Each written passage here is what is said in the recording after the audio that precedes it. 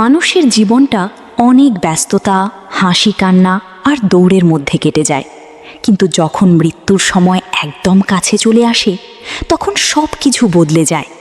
একজন মানুষ তখন বুঝতে শুরু করে এই পৃথিবীর সব কিছুই ধীরে ধীরে তার কাছ থেকে দূরে সরে যাচ্ছে। মৃত্যুর 5 মিনিট আগে মানুষের অনুভূতি একেবারে ভিন্ন হয়ে যায়। অনেক আলেমদের বর্ণনায় আসে, তখন মানুষের চোখের সামনে তার পুরো জীবন যেন একসাথে ভেসে ওঠে। ছোটবেলার স্মৃতি, মা বাবার মুখ, প্রিয় মানুষদের হাসি, সব কিছু একে একে মনে পড়ে। তখন মনে হয় যদি আবার সময় পাওয়া যেত, আমি সব ভুল শুধরে নিতাম। অনেকেই তখন ভয় ও অস্থিরতায় ভেঙে পড়ে। বুকের ভেতর একটা অজানা চাপ অনুভব হয়। দুনিয়ার কোনো সম্পদ, টাকা পয়সা বা ক্ষমতা তখন আর কাজে লাগে না।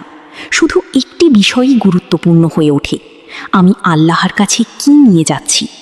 যে ব্যক্তি জীবনে ভালো কাজ করেছে, নামাজ পড়েছে, মানুষের উপকার করেছে, সে তখন কিছুটা শান্তি অনুভব করতে পারে। তার মনে হয় এখন আমি আমার আসল ঘরে ফিরে যাচ্ছি। কিন্তু যে ব্যক্তি গুনাহে ডুবেছিল, সে তখন আফসোসে ভেঙে পড়ে।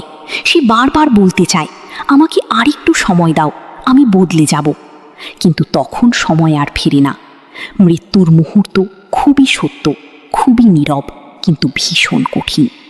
এই বাস্তবতা আমাদের শেখায়, জীবন যতই দীর্ঘ মনে হোক, আসলে তা খুবই ছোট।